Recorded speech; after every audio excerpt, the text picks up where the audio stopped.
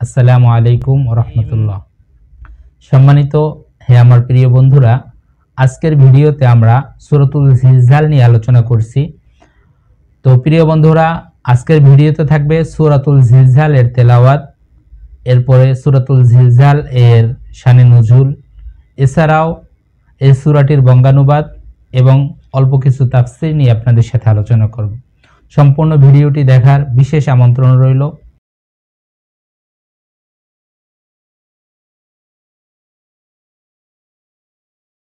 أعوذ بالله من الشيطان الرجيم. سورة الزلزال مدنية. بسم الله الرحمن الرحيم.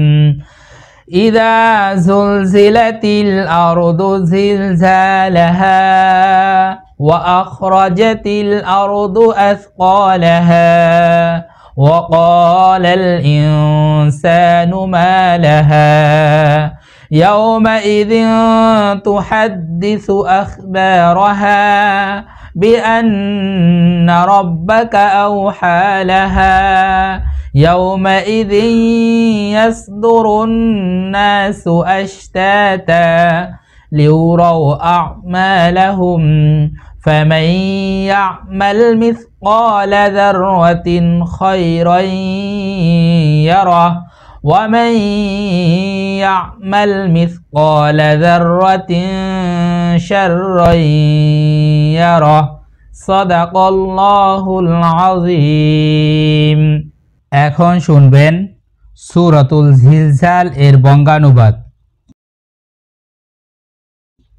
সূরাতুল জিলজাল মদিনায় অবতীর্ণ।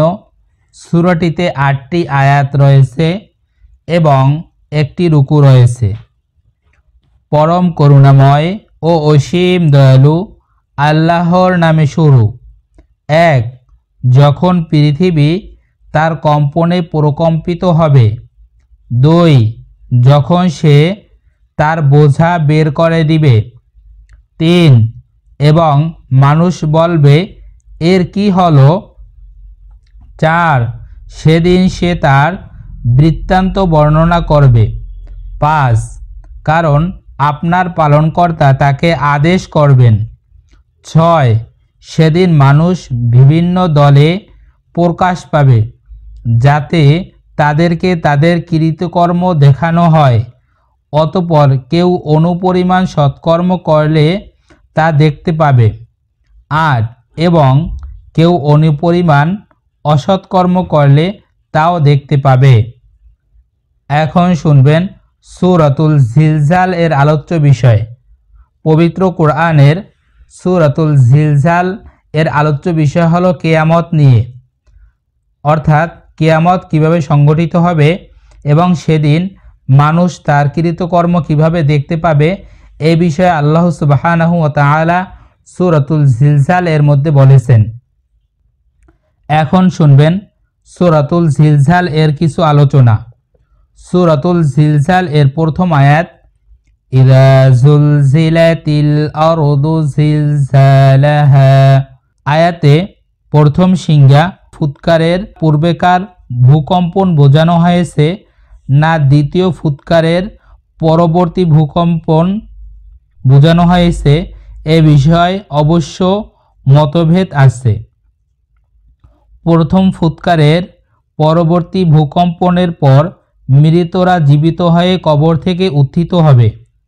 বিভিন্ন রেওয়াত ও তাফসির বিদগণের উক্তি এ ব্যাপারে ভিন্নরূপ দেখা যায় যে আলোচ্য আয়াতে কোন ভূকম্প ব্যক্ত হয়েছে, তবে এ স্থলে দ্বিতীয় ভূকম্প বোঝানো সম্ভাবনাই প্রবল, কারণ এরপর কিয়ামতের অবস্থা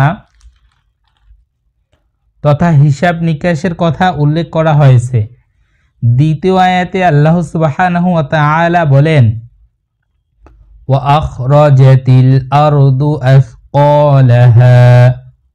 এই ভূকম্পন সম্পর্কে রাসূল সাল্লাল্লাহু আলাইহি ওয়াসাল্লাম বলেন, পৃথিবী তার কলিজার টুকরা বিশালাকার স্বর্ণখণ্ডের আকারে বের করে দিবে।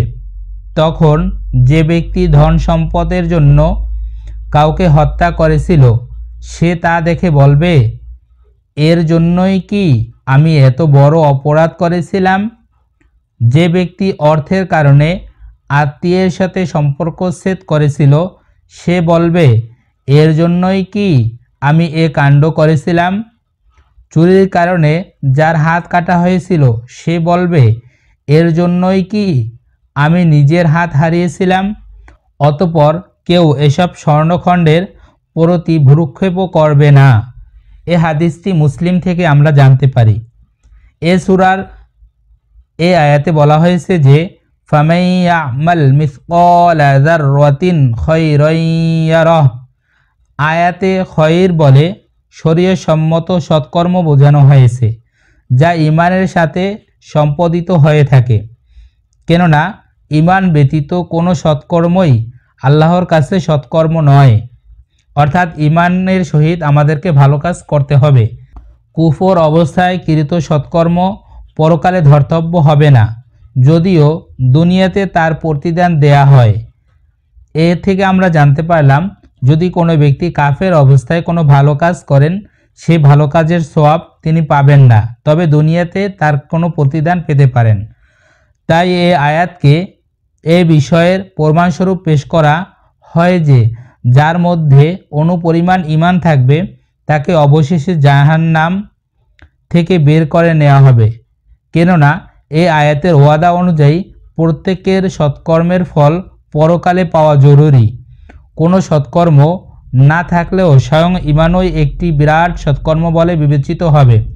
ফলে মুমিন ব্যক্তি যত বড় গুনাহগারই হোক না কেন চিরকাল জাহান্নামে থাকবে না, কিন্তু কাফের ব্যক্তি দুনিয়াতে কোনো সৎকর্ম করে থাকলে ঈমানের অভাবে তা নষ্ট হয়ে যাবে, তাই পরকালে তার কোনো সৎকাজই কাজে আসবে না।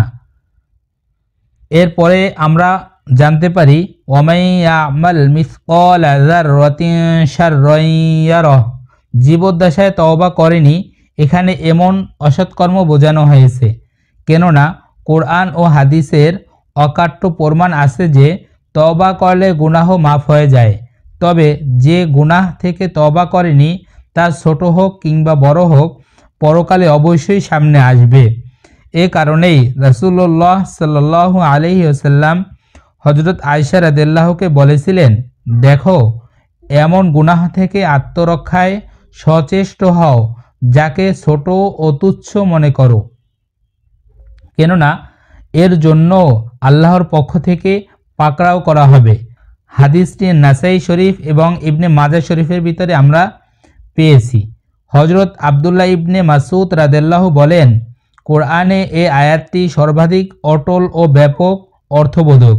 হযরত আনাস রাদিয়াল্লাহু হতে বর্ণিত এক দীর্ঘ হাদিসে রাসূলুল্লাহ সাল্লাল্লাহু আলাইহি ওয়াসাল্লাম এই আয়াতকে একক, অনন্য ও সর্বব্যাপক বলে অভিহিত করেছেন। হযরত আনাস ও ইবনে আব্বাস রাদিয়াল্লাহু বর্ণিত এক হাদিসে রাসূল সাল্লাল্লাহু আলাইহি ওয়াসাল্লাম বলেন, এ সূরা অর্থাৎ সূরা জিলজালকে কোরআনের অর্ধেক, সূরা ইখলাসকে কোরআনের 1/3 এবং সূরাতুল কাফিরুনকে কোরআনের 1/4 বলেছেন। প্রিয় বন্ধুরা, যেহেতু রাসূল সাল্লাল্লাহু আলাইহি ওয়াসাল্লাম সূরা জিলজালকে কোরআনের অর্ধেক বলেছেন, অতএব প্রতিনিয়ত আমরা সূরাতুল জিলজাল কমপক্ষে একবার তেলাওয়াত করার চেষ্টা করব, যাতে করে কোরআন পাকের অর্ধেক তেলাওয়াত করার সওয়াব আমাদের আমলনামায় লেখা হয়।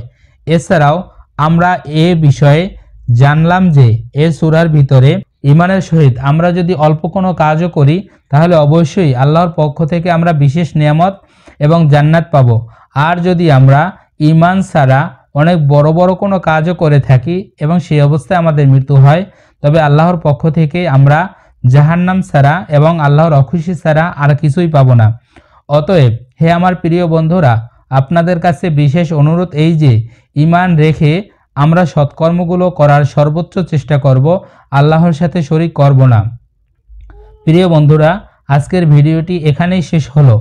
আপনাকে অসংখ্য ধন্যবাদ আমাদের এই ভিডিওগুলো আপনি নিয়মিত দেখেন এজন্য। এছাড়াও ইসলামের বিভিন্ন বিষয় আপনার বন্ধুকে জানানোর জন্য আমাদের ভিডিওগুলো ফেসবুক সহ অন্য যে কোনো প্ল্যাটফর্মে শেয়ার করতে ভুলবেন না। এছাড়াও আপনারা যারা এখন পর্যন্ত আমাদের চ্যানেলটি সাবস্ক্রাইব করেন নাই অবশ্যই আমাদের চ্যানেলটি সাবস্ক্রাইব করে দিবেন। ইসলাম সম্পর্কে আপনার যদি কোনো প্রশ্ন থাকে অবশ্যই কমেন্ট বক্সে আমাদেরকে প্রশ্ন করতে পারেন। আমরা আপনার প্রশ্নের যথাযথ উত্তর দেওয়ার সর্বোচ্চ চেষ্টা করব। প্রিয় বন্ধুরা, ভালো থাকুন, সুস্থ থাকুন। আল্লাহ হাফেজ।